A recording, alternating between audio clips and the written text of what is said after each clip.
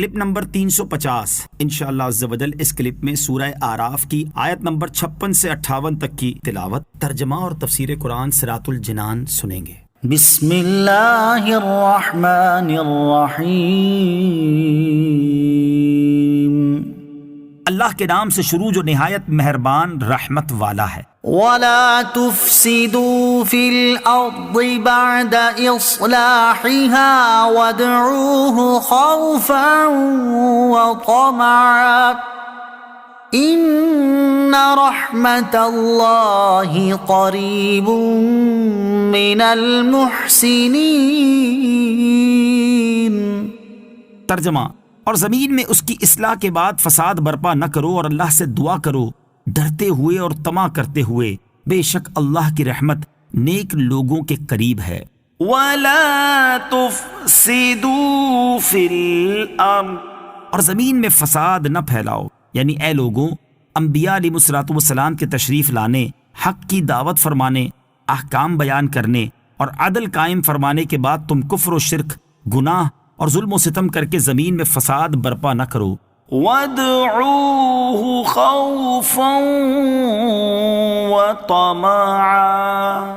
اور اس سے دعا کرو ڈرتے اور طمع کرتے۔ اس میں دعا مانگنے کا ایک ادب بیان فرمایا گیا ہے کہ جب بھی دعا مانگو تو اللہ عز و جل کے عذاب سے ڈرتے ہوئے اور اس کی رحمت کی طمع کرتے ہوئے دعا کرو۔ وَهُوَ الَّذِي يُرْسِلُ الرِّيَاحَ بُشْرًا بَيْنَ يَدَيْ رَحْمَتِهِ حَتَّى إِذَا أَقَلَّتْ سَحَابًا ثِقَالًا سُقْنَاهُ لِبَلَدٍ مَّيِّتٍ فَأَنزَلْنَا بِهِ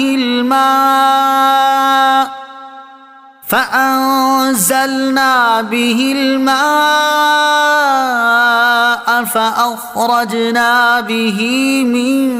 كُلِّ الثَّمَرَاتِ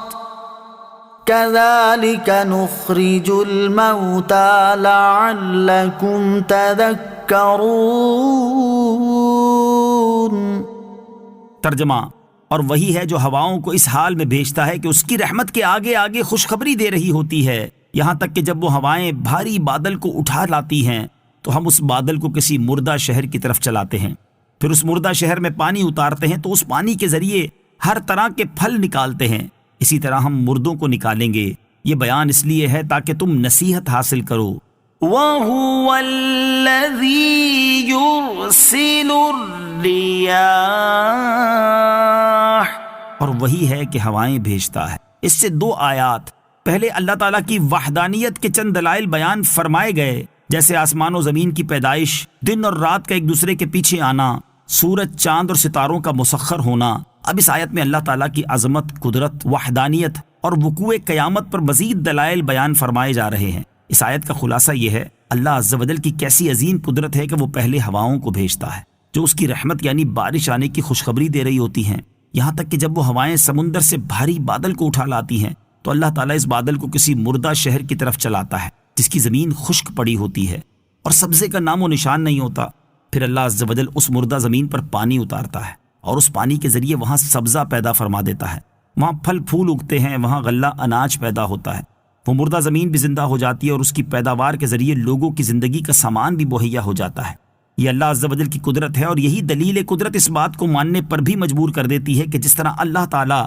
مردہ زمین کو ویرانی کے بعد زندگی عطا فرماتا ہے اور اس کو سرسبز و شاداب فرماتا ہے اور اس میں کھیتی، درخت، پھل پھول پیدا کرتا ہے، ایسے ہی مردوں کو قبروں سے زندہ کر کے اٹھائے گا، کیونکہ جو خشک لکڑی سے تر و تازہ پھل پیدا کرنے پر قادر ہے اس سے مردوں کا زندہ کرنا کیا بعید ہے۔ قدرت کی یہ نشانی دیکھ لینے کے بعد عقل مند سلیم الحواس کو مردوں کے زندہ کیے جانے میں کچھ تردد باقی نہیں رہتا۔ وَالْبَلَدُ الطَّيِّبُ يَخْرُجُ نَبَاتُهُ بِإِذْنِ رَبِّهِ وَالَّذِي خَبُثَ لَا يَخْرُجُ إِلَّا نَكِدًا كَذَلِكَ نُصَرِّفُ الْآيَاتِ لِقَوْمٍ يَشْكُرُونَ۔ ترجمہ، اور جو اچھی زمین ہوتی ہے اس کا سبزہ تو اپنے رب کے حکم سے نکل آتا ہے، اور جو خراب ہو اس کا سبزہ بڑی مشکل سے تھوڑا سا نکلتا ہے۔ ہم اسی طرح شکر کرنے والے لوگوں کے لیے تفصیل سے آیات بیان کرتے ہیں۔ والبلد الطیب، اور جو اچھی زمین ہوتی ہے، یہ مومن کی مثال ہے کہ جس طرح عمدہ زمین پانی سے نفع پاتی ہے اور اس میں پھول پھل پیدا ہوتے ہیں، اسی طرح جب مومن کے دل پر قرآنی انوار کی بارش ہوتی ہے تو وہ اس سے نفع پاتا ہے، ایمان لاتا ہے، طاعات و عبادات سے پھلتا پھولتا ہے۔ یوں ہی یہ مثال فیضان نبوت کی بھی ہو سکتی ہے کہ جب نبوی فیضان عام ہوتا ہے اور نور نبوت کی بارش برستی ہے تو مومن کا دل اس سے نفع حاصل کرتا ہے اور اسے روحانی زندگی مل جاتی ہے اور اس کے رگ و پے میں نور ایمان سرایت کر جاتا ہے اور اعمال صالحہ کے پھل پھول کھلنے لگتے ہیں۔ والذی خبث، اور جو خراب ہوئے، یہ کافر کی مثال ہے کہ جیسے خراب زمین بارش سے نفع نہیں پاتی، ایسے ہی کافر قرآن پاک سے منتفع نہیں ہوتا، اور یوں ہی جب فیضان نبوت کی بارش ہوتی ہے تو کافر کا خبیث دل اس فیضان سے اسی طرح محروم رہتا ہے جیسے بہترین بارش سے کانٹے دار اور جھاڑ جھنکار والی زمین محروم رہتی۔